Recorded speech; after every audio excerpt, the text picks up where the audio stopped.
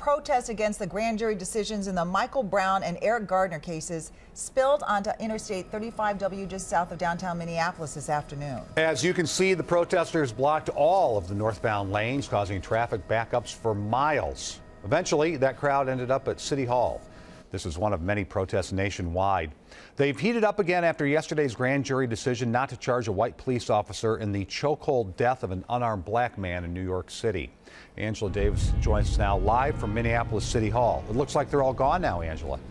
Yeah, actually, some of them are still inside City Hall trying to get some meetings with city council members. But, Frank, what we saw this afternoon was an expression of frustration.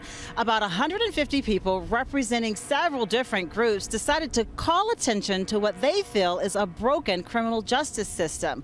They say the recent decisions not to indict two white police officers in the deaths of two black men is infuriating and unfair. They chose to march down 35W as well as downtown Minneapolis streets to make people stop and think about these cases and about what can be done to improve police relations with the black community as well as the justice system. They carried signs calling for change, and they chanted the names of Michael Brown and Eric Garner. Once inside Minneapolis City Hall, they stretched their bodies out on the floor, as we've seen done in protests around the country.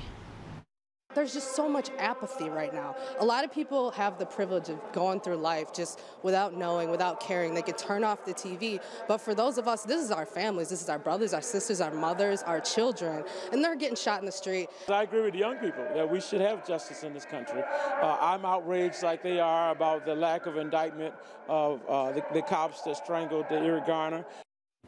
Now, earlier today, some members of that same group, they joined in a rally at a Burger King in Minneapolis, a rally to raise the minimum wage. They're calling for fast food workers to see their wages go to $15 an hour. And we should note from beginning to end, it appears that this protest was peaceful. We saw the assistance of Minneapolis police officers and state troopers to make sure those demonstrators got through without anyone having any problems. Good to hear that part of it, Angela. Thank you.